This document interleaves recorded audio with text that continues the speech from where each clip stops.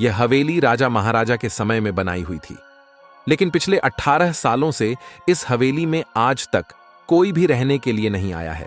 इच्छा होने पर भी इस हवेली में कोई भी नहीं रह पा रहा था, क्योंकि लोगों का कहना थी कि इस हवेली में भूत प्रेत का साया है। जब अजीत सिंह को इस हवेली के बारे में पता चला तो उसने तय किया कि वो इस रहस्य को जान कर ही रहेगा, क्यों लोग इस हवेली में नहीं रह पा रहे हैं। उसने मजबूत इच्छा शक्ति से हवेली में रहने की पूरी तैयारी कर ली।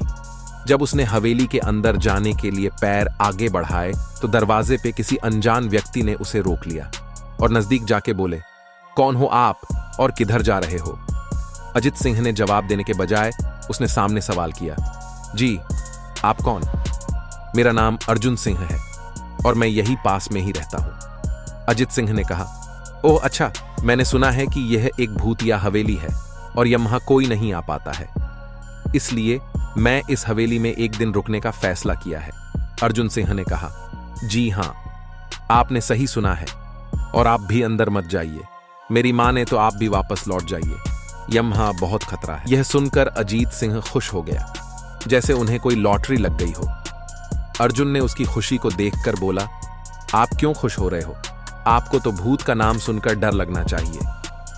शायद आपको पता नहीं होगा कि मैं भूत प्रेत में काफी दिलचस्पी रखता हूं।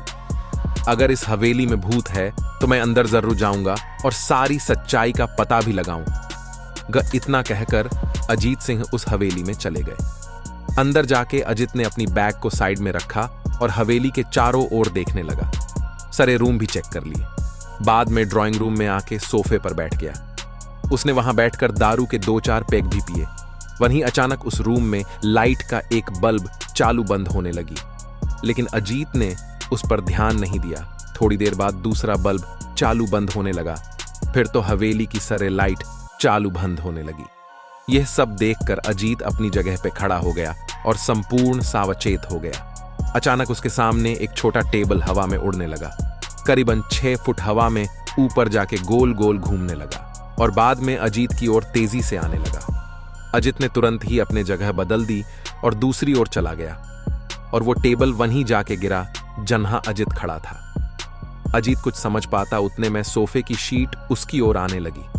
वो जल्द खड़ा हो गया और छलांग लगा के दूसरी ओर कूद गया, जिसके कारण सोफा दीवार को टकराया और अजीत बच गया। अचानक सब कुछ शांत हो गया।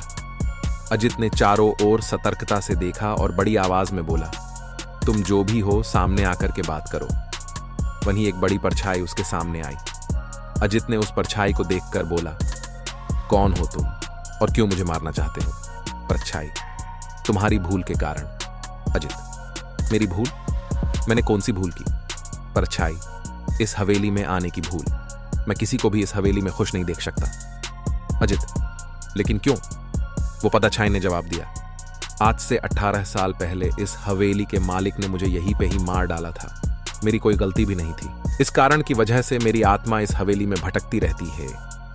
मैं किसी को भी इस हवेली में नहीं रहने दूंगा, क्योंकि इस हवेली में मेरा खून हुआ था। इस हवेली में जो भी रहने के लिए आएगा उसकी मौत होगी। अजीत ने कहा, मैं तुम्हें अपने असली रूप में देखना चाहता हूं। तुम्हें मारने से पहले मैं तेरी यह इच्छा अवश्य पूरी करूंगा। और उस परछाई ने एक भयानक दरमियाना रूप ले लिया। उसका चेहरा इतना भयानक था कि अजीत भी एक क्षण के लिए डर गया था, लेकिन देसरी ही क्षण में उसने अपने आप पर काबू पा लिया। बाद में इसने अपनी जेब में से सफेद पाउडर निकाला और उस भूत के पर फेंक दिया। भूत के पर पाउडर पड़ते ही वो जलने लग गया। बड़ी बड़ी ज्वाला ही उठने लगी। वो बहुत जोर जोर से चिल्लाने लगा और बाद में पूरी तरह से जल गया। उसके बाद अजीत ने चैन से सांस लिया और वहीं पर सो गया। दूसरे दिन सुबह जब अजीत को सही सलामत हवेली से बाहर आते देख अर्जुन को आश्चर्य हुआ।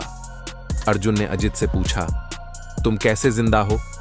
जब अजीत ने अर्जुन को कल रात को घटी घटना को परी तरह से बताया और बोला, अब यह हवेली भूतिया हवेली नहीं रही।